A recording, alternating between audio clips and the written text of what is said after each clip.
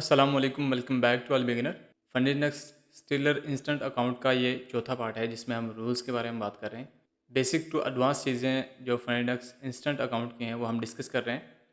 बहुत सारी चीज़ें हैं जो मेन पेज पर नहीं लिखी होती, बैक एंड पेज पर लिखी होती हैं, वो हम डिस्कस कर रहे हैं। कहाँ से डिस्कस कर रहे हैं आप भी देख सकते हैं, हम आपको दिखाएंगे और आपको बताएंगे भी। स्टार्ट करते हैं बिना किसी देरी के। सबसे पहले तो स्क्रीन पर चल लेते हैं। अगर आपने प्रीवियस पार्ट नहीं देखे तो प्रीवियस पार्ट देख लें, आपको काफ़ी ज़्यादा उसमें चीज़ें देखने को मिलेंगी। और अगर देख ली हैं तो आप इससे स्टार्ट करते हैं। सबसे पहला सवाल कि क्या केवाईसी ज़रूरी है? जी, केवाईसी बहुत ज़रूरी है। और ये केवाईसी तभी आप करेंगे जब आपका अकाउंट जो है वो फर्स्ट विड्रॉवल के लिए रिक्वेस्ट करेगा। और ये इसलिए ज़रूरी होती है ताकि गैम्बलिंग ना हो, किसी किस्म की कोई दो नंबरी ना हो, एक ही बंदा मल्टीपल अकाउंट ना यूज़ कर रहा हो, ये इसलिए की जाती है। और केवाईसी करने से आपका और प्लेटफॉर्म का एक सिक्योरिटी जो थ्रूट है ना वो बेहतर होता है, तो इसलिए ये ज़रूरी है। देन के क्या ये एग्रीमेंट होता है हमारा फाइनेंस के साथ? जी बिल्कुल, ये एग्रीमेंट होता है हमारा फाइनेंस के साथ। और इसीलिए कोई भी प्लेटफॉर्म है वो जब हमें पहला पे आउट देता है तो उसके साथ ही वो हमें वेरिफिकेशन का रिक्वेस्ट करता है। वेरिफिकेशन के लिए कहता है कि आप पहले वेरिफिकेशन करें, उसके बाद हम आपको अकाउंट देंगे, यानी कि पे आउट देंगे या जो रियल अकाउंट है वो देंगे। सही। परफॉर्मेंस फ़ीस लेने के लिए हम कैसे एलिजिबल हो सकते हैं फाइनेंस के इंस्टेंट अकाउंट पर? बेसिकली दो चीज़ें हैं। एक तो ये है कि या तो आपने 5% प्रॉफिट बना लिया तो आप ऑन डिमांड उसी वक्त उनसे आप कहें कि मुझे आप विड्रॉ दें, और वो आपको डायरेक्टली विड्रॉ दे देंगे। ठीक है। दूसरा ये है कि अगर आपका 5% से नीचे है प्रॉफिट, यानी कि 1% से ऊपर है और 5% से नीचे है, तब आपको 14 दिन वेट करना पड़ेगा। 14 दिन के बाद आपको पे आउट मिल जाएगा। और अगर आपका 1% से भी नीचे है तो फिर आपको पे आउट नहीं मिलेगा तब तक जब तक आप 1% प्रॉफिट नहीं बना लेते। ठीक है। अच्छा, एक चीज़ यहाँ पर और है कि अगर आपने ना 5% प्रॉफिट बना लिया, 5% प्रॉफिट बनाने के बाद आपने विड्रॉ के लिए रिक्वेस्ट नहीं की, 5% प्रॉफिट जैसे बन गया ना, आपने ट्रेड क्लोज कर दी और विड्रॉ के लिए रिक्वेस्ट नहीं की ऑन डिमांड। ठीक है।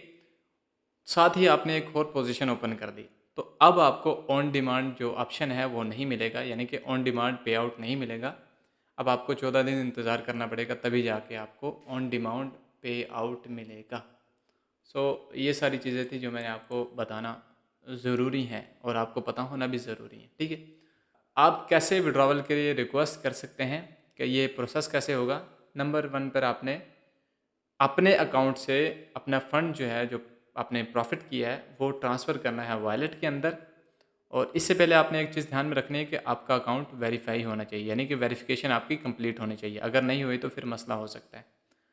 दूसरे नंबर पर आपने रिक्वेस्ट करनी है विड्रॉ के लिए, और उसमें फिर आपने अपने जो पेमेंट मेथड है वो सिलेक्ट करना है। पेमेंट मेथड यहाँ पर USDT, ERC20, TRC20 ये दोनों मिलते हैं, और USDC में ERC20 मिलता है, और उसके साथ ही राइस का ट्रांसफ़र मिलता है, और 24 घंटे के अंदर अंदर आपको आपका पे आउट मिल जाता है।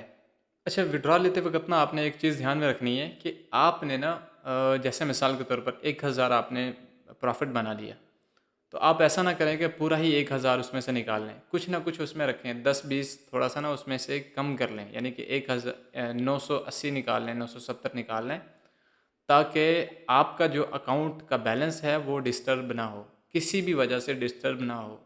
ठीक है। मिसाल के तौर पर यहाँ ने उन्होंने बताया भी होगा, अगर आपका अकाउंट जो है ना वो बैलेंस थोड़ा सा भी डिस्टर्ब हो गया ना, तो आपका अकाउंट ऑटोमेटिकली ब्रिज हो जाएगा, क्योंकि बंदा नहीं होता काम करने के लिए, बल्कि रोबोट ही होते हैं। वो बैलेंस को देख रहे होते हैं कि बैलेंस कहाँ पर है। अगर बैलेंस थोड़ा सा भी नीचे गया, चाहे आप विड्रॉ की शक्ल में हो, चाहे वो आपका न्यूज़ पर ट्रेड करने की वजह से आपका 40% कट रहा हो, तो वो ऑटोमेटिकली आपका काट देगा। सही है, काट देगा मतलब कि ब्रिज कर देगा आपके अकाउंट को।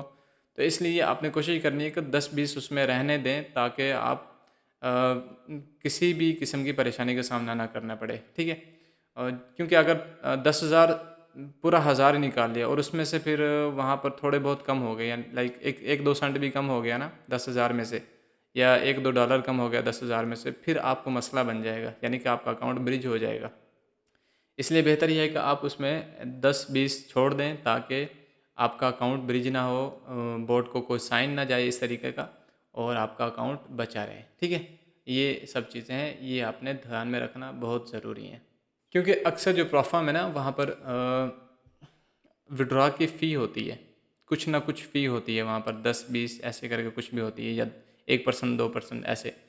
तो ये आपने ध्यान में रखना है, इसलिए मैं बोल रहा हूँ आपको कि आपने कुछ ना कुछ वहाँ पर छोड़ना है। ठीक है, आपने अपने अकाउंट में, ताकि वो कट होता है तो वहाँ से कट हो जाए, आपका जो बैलेंस है वो बचा रहे। ठीक है, और इसमें आपने एक और चीज़ का ध्यान रखना है, जो आप एड्रेस डालोगे वो आपका वैलिड होना चाहिए। आपका एड्रेस वैलिड होना चाहिए।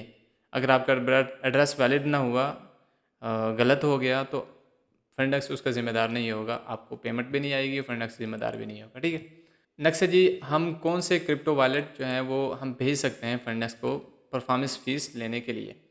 तो जो पर्सनल वॉलेट है ना आपके, वो तो आप भेज सकते हो, लेकिन अगर बिज़नेस और ऑर्गेनाइजेशन का है ना आपका वॉलेट, तो वो ना भेजिएगा।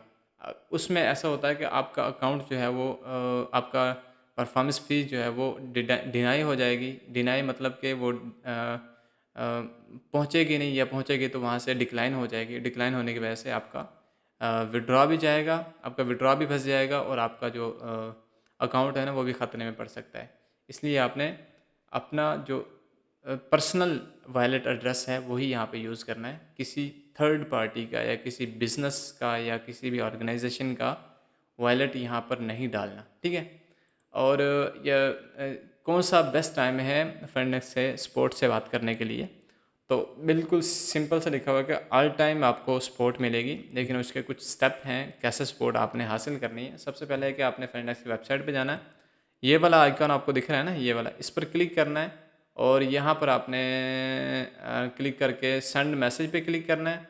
फिर आपने अगर फ्यूचर है तो फ्यूचर, मैं फ्यूचर से मना करूँगा वैसे, और CFD फॉरेक्स में जाना है, उस पर क्लिक करना है। फिर आपने गेट स्टार्टेड पे क्लिक करना है, और जो आपको रिक्वायरमेंट होगी, नाम और ईमेल, वो आपने डालना है। फिर आपने प्रोसीड पर क्लिक कर देना है, और अकाउंट सर्विसेज में रिलेटेड अकाउंट की इंक्वायरी देनी है, यानी कि अकाउंट का जो लॉगिन नंबर जो होता है ना वो आपने यहाँ पर डालना है। उसके बाद कैटेगरी सेलेक्ट करनी है, और देन क्लिक कर देना है गेट सपोर्ट पर। तो आपको डायरेक्टली जो है ना वो में बंदा जो होता है वो आपको सपोर्ट देगा, यानी कि जो आपको पूछना है वो आप वहाँ पे डायरेक्टली पूछ सकते हैं। और ये अवेलेबल होता है 24 घंटे, पूरे हफ्ते 24 घंटे अवेलेबल होता है। अच्छा सपोर्ट इनका है। मेरा कभी इत्तेफाक नहीं हुआ अच्छा है या नहीं है, कभी इत्तेफाक होगा तो फिर आपको बताएंगे कि अच्छा है या नहीं है। पर जो तरीके इन्होंने बताए हो, अगर इस तरीके से आप करते हो तो आपको जल्दी रिप्लाई मिलेगा। ये था फ्रेंडक्स के स्टिलर इंस्टेंट अकाउंट के रूल सारे के सारे। अगर आप इसके अलावा कुछ और पूछना चाहते हैं, कुछ और आपके मन में है, या किसी और अकाउंट के बारे में आपने पूछना है, या किसी और प्लेटफॉर्म के बारे में आपने पूछना है, या सजेशन करना चाहते हैं, अपना कमेंट ज़रूर छोड़िएगा। तो मिलते हैं इंशाल्लाह नेक्स्ट वीडियो में। अपना ख्याल रखिएगा। ओके, अल्लाह हाफिज़।